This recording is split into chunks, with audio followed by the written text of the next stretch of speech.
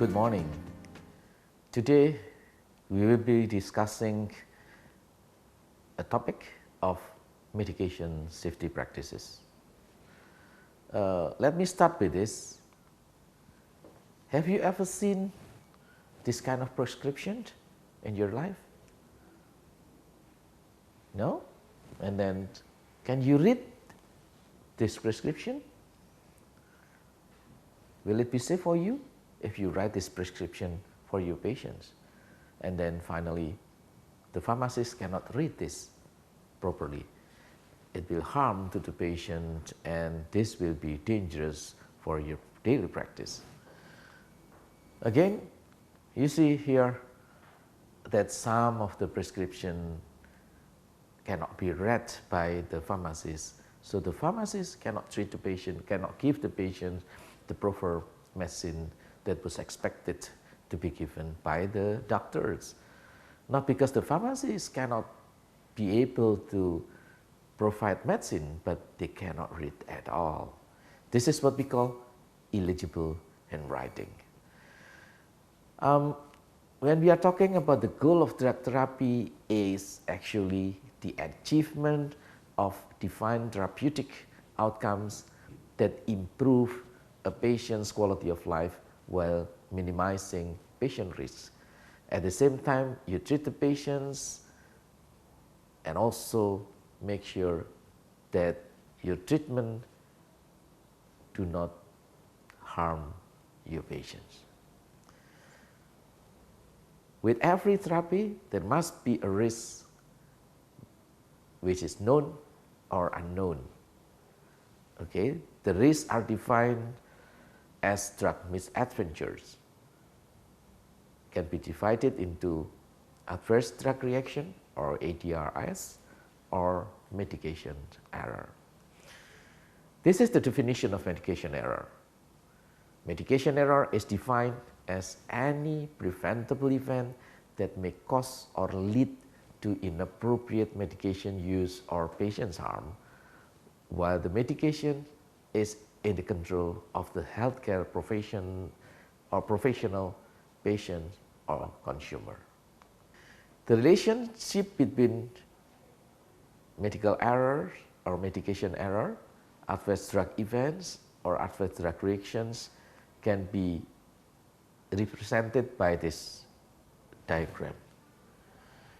This is among the medication error, and this is among the adverse drug events, because not every medication error will end up with adverse drug events, but among adverse drug events, most of them will result in adverse drug reactions. Even though prescription may fine, may okay, but then adverse drug reactions may occur in some patients. A good study was published a couple years ago showing that, prescribing error is accounted for 39% of all prescribing or medication error, followed by transcription error and dispensing by pharmacists. Of course, when the transcription errors happen, means that pharmacists may not be able to transcribe the eligible handwriting into the medication that should be dispensed to the patients. And finally, prescribing errors also at least 38% involving nurses. Event may be related to the professional practice, for instance, because you don't have a good skills at all, or healthcare products, maybe they're damaged procedures, and also system, like how the prescription is made by the doctors, product labeling which is wrong, you give the wrong medicine to the wrong patients. So all these things may cause harm to the patients. When the pharmacist try to transcribe the prescriptions, it may be right or it may be wrong. if it is right, it doesn't mean patients will save. It depends on the way the pharmacist then classify or explain to the patients about the medicine. If the pharmacist doesn't explain it this, and then it may cause different outcome to the patients, because patients may take medicine wrongly or incorrectly. What is medication safety? The system of checks and balance that reduce the chance of an error is one part of the system resulting in patient harm. So make sure that you do checks and balances. Medication management is a complex process and errors are common, so be very careful. Common causes of medications error are many, but let me give you some of them. For instance, illegible handwriting and improper transcription. There are some physiological classification of medication error. First, knowledge-based error.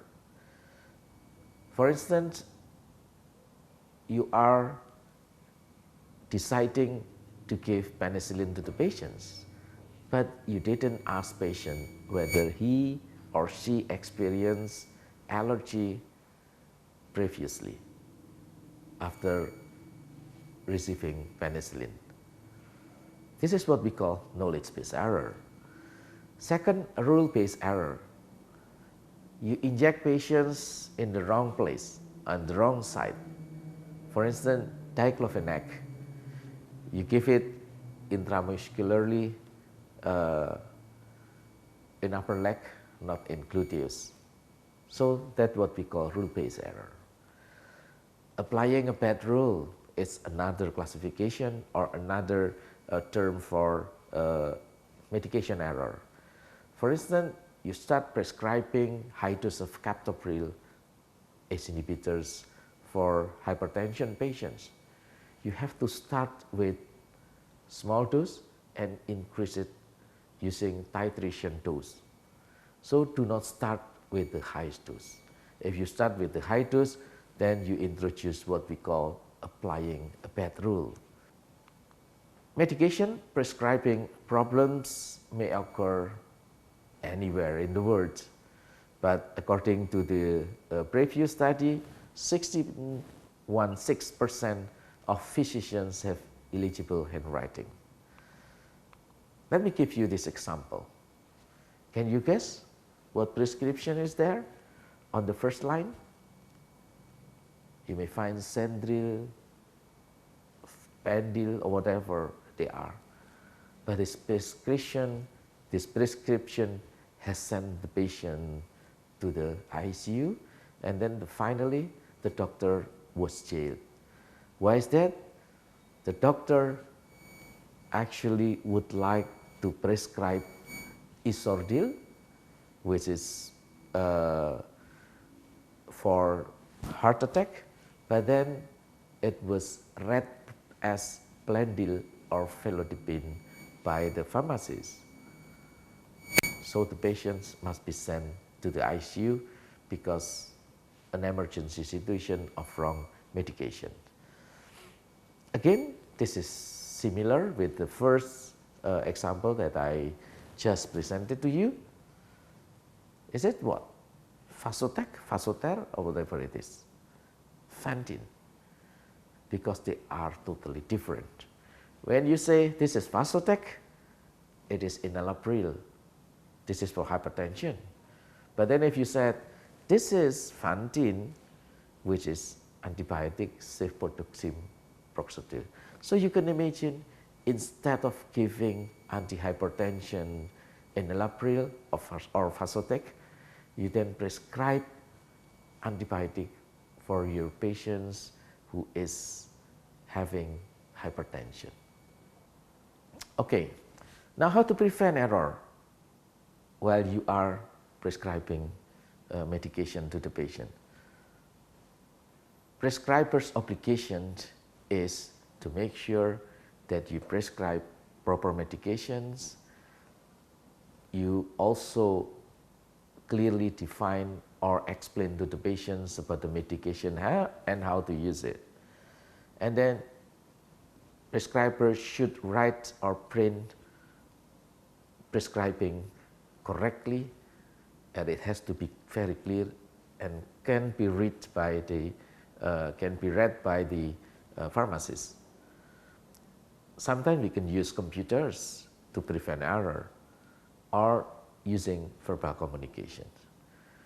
This is all about the complete information that you have to put in the report of every patient to make sure that there is no errors involved in the prescription process, such as patient's name, patient specific date, generic or brand name drug that you are going to prescribe, drug strength, dosage form, amount of medicine for the patients, etc. and so forth.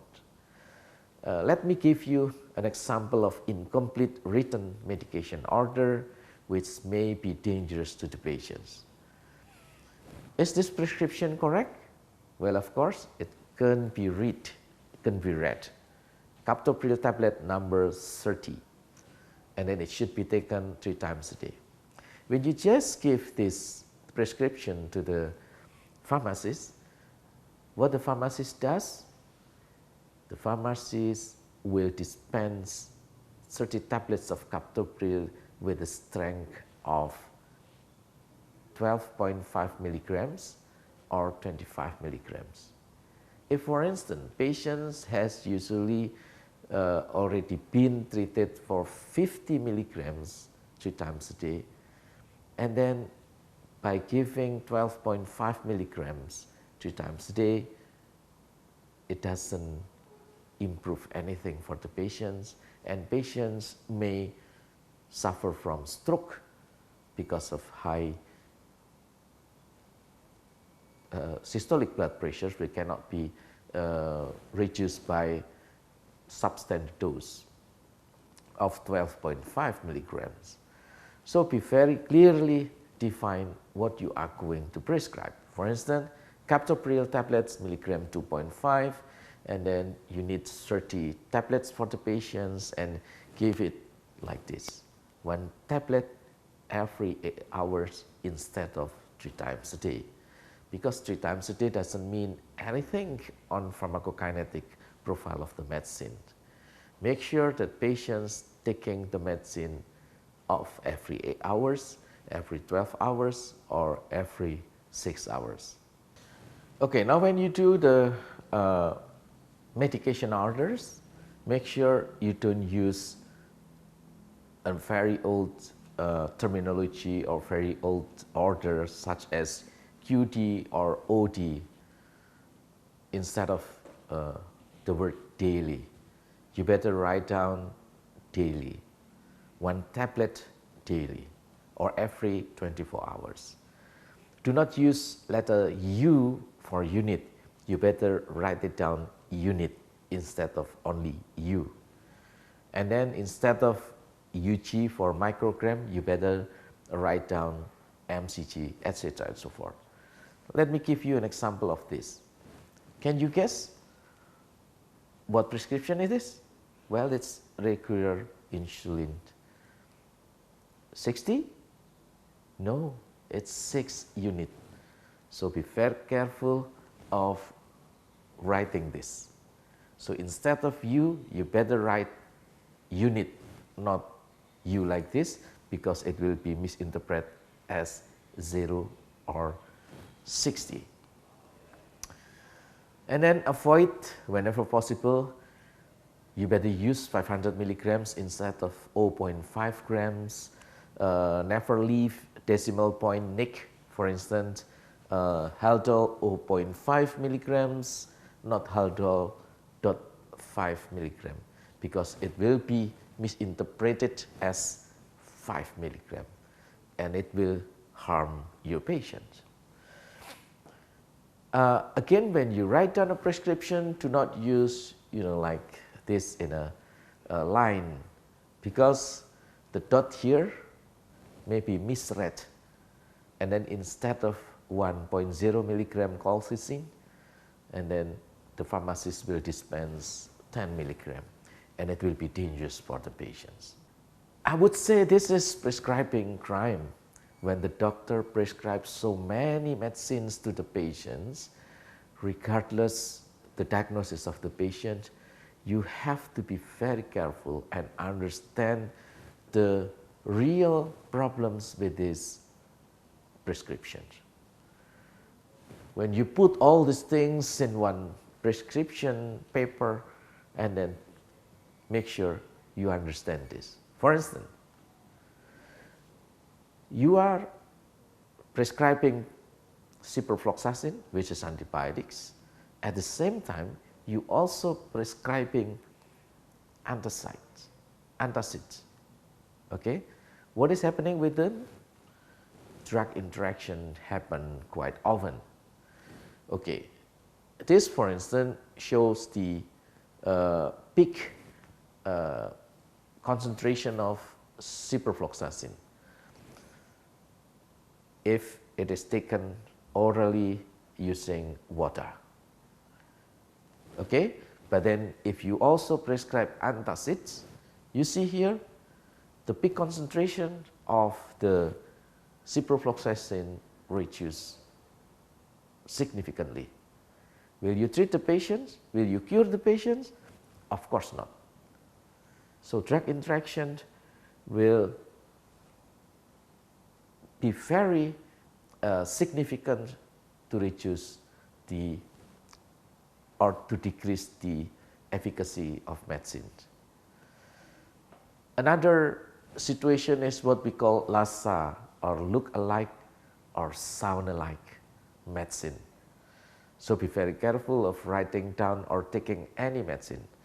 For instance, they are look the same in the left handers and the right. But then the right is hydroxyzine and the right is hydralazine hydrochloride. If the nurse accidentally take one of them, and then she might take the incorrect medicine, which may endanger the patient. Again, this also the bottle with almost similar color, etc., and both are totally different. Again, what we call with LASA, look alike, sound alike. This is sound alike medicine. Cytotec, Sotatic. Cytotec is misoprostol to prevent gastrointestinal from the NSAID effect when the patient is prescribed NSAID for a long term. But then Sotatic is metoclopramide. So they are totally different, but sound alike. Avanza, Avandia, Taxotere, Taxol, they are all different medicines. And then this is the list of what we call look-alike and sound-alike drug names. I will just leave this with you. Do you agree with this? What kind of prescribing? Can you read this? It will endanger your patient. This is Tequin or Tegretol.